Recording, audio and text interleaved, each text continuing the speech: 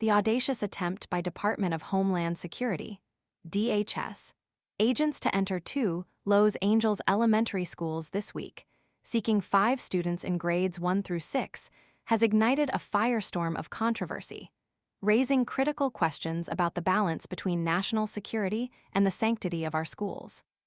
The incident marks what appears to be the Trump administration's first foray into the city's public schools, since the controversial amendment to regulations allowing immigration agents access to sensitive areas.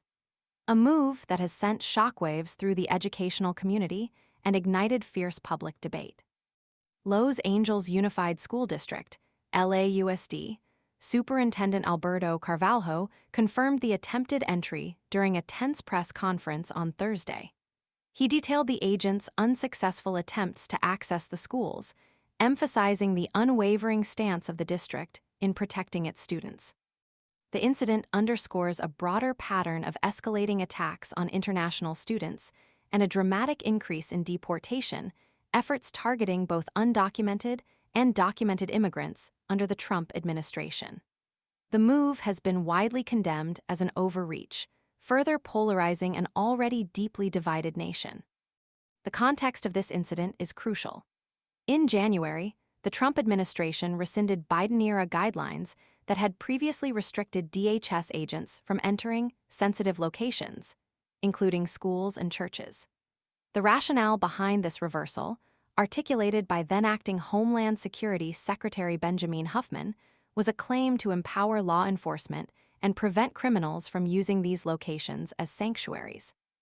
Huffman's statement, brimming with a sense of urgency and unwavering resolve, declared that criminals will no longer be able to hide in America's schools and churches to avoid arrest. The Trump administration will not tie the hands of our brave law enforcement and instead trust them to use common sense. However, this justification has been met with skepticism and outrage from many, who view it as a thinly veiled excuse to further restrict the rights and freedoms of vulnerable populations. The LAUSD's response was swift and decisive. The district immediately began distributing Know Your Rights cards to students, empowering them with information to safeguard themselves against potential abuses of power. Simultaneously, the school police department issued a clear and unequivocal statement. They would not assist or engage in immigration compliance checks, immigration enforcement activity, or ICE-related task force operations. This strong stance reflects a commitment to fostering a safe and welcoming learning environment, free from the fear of government intrusion. Superintendent Carvalho's impassioned remarks at the press conference encapsulated the widespread outrage and disbelief. He eloquently expressed the bewilderment and indignation felt by many. "I'm still mystified as to how a first, second, third, fourth, or sixth grader would pose any type of risk to the national security of our nation," he stated. He poignantly reiterated the fundamental purpose of schools. Schools are places for learning. Schools are places for understanding. Schools are places for instruction. Schools are not places of fear. This powerful statement cuts to the heart of the matter, highlighting the profound impact of such actions on the educational experience and emotional well-being of children. The DHS, in a statement to Fox 11 Los Angeles, attempted to justify its actions by claiming that the agents were conducting welfare checks on the children to ensure their safety and prevent exploitation, abuse, and sex trafficking. This explanation, however, has failed to quell the concerns and accusations of overreach. Critics argue that such a justification is a thinly veiled pretext for immigration enforcement, undermining the trust between schools, students, and law enforcement.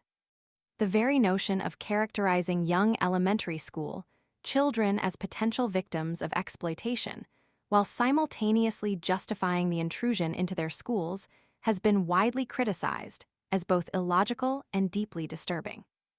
The incident has sparked intense debate about the appropriate role of immigration enforcement in schools and the potential for such actions to create a climate of fear and distrust. Critics argue that such actions create a chilling effect, discouraging immigrant families from seeking essential educational resources and services for their children, potentially impacting their academic performance and overall well-being. The long-term consequences of this action, both for the children directly targeted and for the broader school community, are yet to be fully understood. This incident serves as a stark reminder of the complex and often conflicting priorities in contemporary society. Balancing the need for national security with the fundamental right to education and the protection of vulnerable populations is a delicate and demanding task. The attempted entry into Los Angeles elementary schools has exposed the deep divisions and anxieties surrounding immigration policy and its impact on our educational institutions. The lack of transparency and the seemingly arbitrary targeting of young children have further exacerbated these tensions, raising serious questions about accountability and the future of school safety in the face of such aggressive enforcement tactics. The ongoing dialogue surrounding this event will undoubtedly shape the future of immigration policy and the relationship between schools and law enforcement for years to come.